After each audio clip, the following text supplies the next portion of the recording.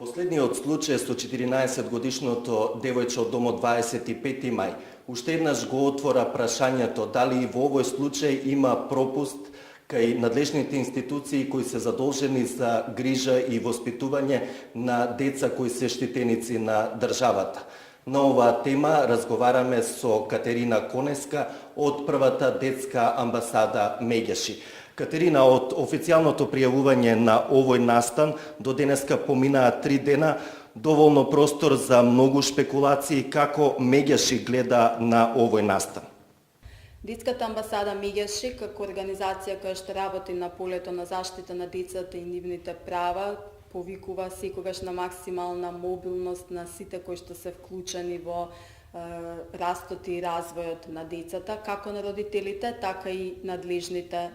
институции, секој од својот аспект на надлежност и одговорност која што ја има. Ова дотолку повеќе важи доколку постојат одредени сомнежи за можна сексуална злоупотреба на некое детенце, затоа што сексуалната злоупотреба е една од најтешките форми на злоупотреба кај децата, која што остава и во нивниот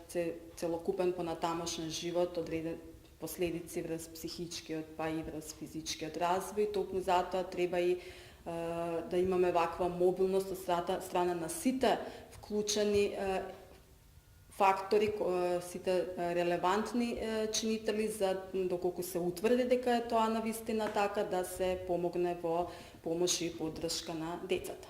Слушнавме неофицијално дека не се работи за силување, меѓутоа во полицискиот билтен од страна на штитеничката било наведено дека станува збор за други полови дејствија. Што значи ова и доколку станува збор навистина за други полови дејствија, какви се казните за извршителите?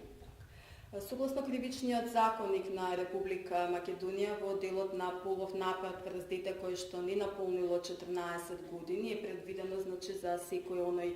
сторител кој што ќе изврши обљуба или друга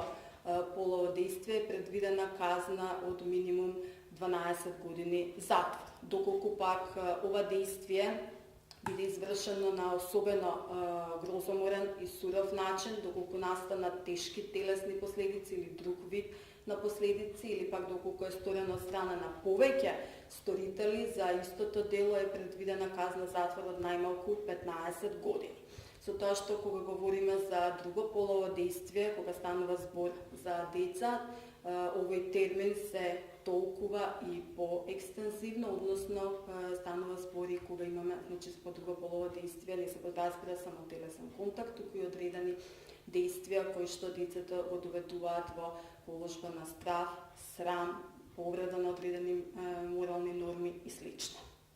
Но од друга страна може би нема кривично дело во овој случај, бидејќи истражните органи се уште официјално не се произнеле за настанот кој беше објавен во полицискиот билтен. Што во овој случај и кои се препораките на Меѓаши? Детската амбасада Меѓаши апелира дека треба да сите како институции да бидеме многу внимателни во случај кога има сомнежи за можни прекршувања на правата на децата, особено во делот на заштита на нивните лични податоци, затоа што некогаш и кога говориме за можно сторено дело и потенцираме дека, наведуваме дека можеби тоа се случило кај некој дете, не исто така дополнително вршиме одредени прекршувања на тоа дете, па токму затоа и како организација повикуваме и нагласуваме дека треба да има максимална посветеност од страна на надлежните институции, особено од страна на центрите за социјална работа, на Министерството за внатрешни работи, исто така и на граѓанските организации, на родителите и на семејствата на децата, се со цел сите заедно да работиме во насока на тоа да ги заштитиме децата и да не се случуваат прекршувања на нивните права. Ви благодарам.